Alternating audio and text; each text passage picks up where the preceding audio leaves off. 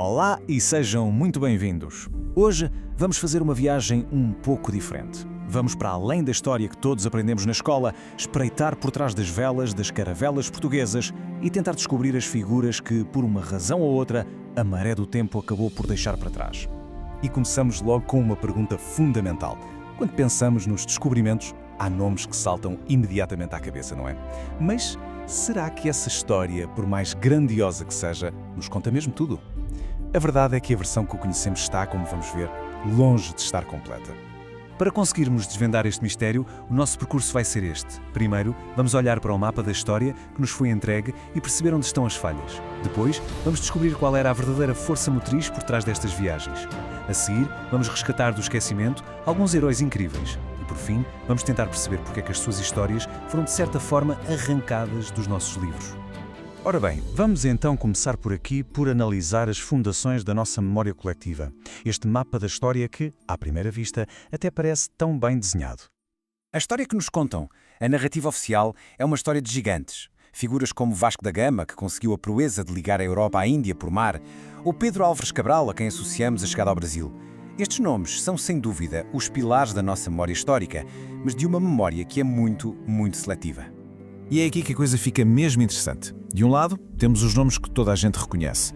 Do outro lado temos nomes que para muitos podem não dizer nada. Pé de Covilhã, os irmãos Corte Real, António de Abreu, Pedro Teixeira, homens cujas viagens e missões foram absolutamente cruciais, mas que acabaram relegados a notas de rodapé. São quase como fantasmas da nossa própria história. Para percebermos o porquê de tudo isto, tanto dos heróis famosos como dos esquecidos, precisamos de dar um passo atrás. Temos de olhar para além dos indivíduos e perceber qual era a incrível estrutura institucional que tornou tudo isto possível. E essa estrutura era a Ordem de Cristo, basicamente a herdeira direta dos Cavaleiros Templários em Portugal. E esta ordem não era apenas um patrocinador, era o verdadeiro motor, a espinha dorsal de todo o projeto da expansão. O seu poder estava literalmente em todo o lado. Aquela cruz vermelha nas velas, que todos associamos a Portugal, era muito mais do que um símbolo de fé. Era o selo, a marca de uma instituição poderosíssima que unificava todas estas viagens, desde as mais conhecidas até às mais secretas. Então, na prática, o que é que a Ordem fazia? Bem, em primeiro lugar, fornecia o capital, o dinheiro necessário para estas expedições caríssimas. Depois, garantia a justificação ideológica, a ideia de uma missão divina que legitimava tudo. E talvez o mais importante, assegurava a continuidade, garantindo que o projeto não morria com um rei ou um explorador, mas que passava de geração em geração.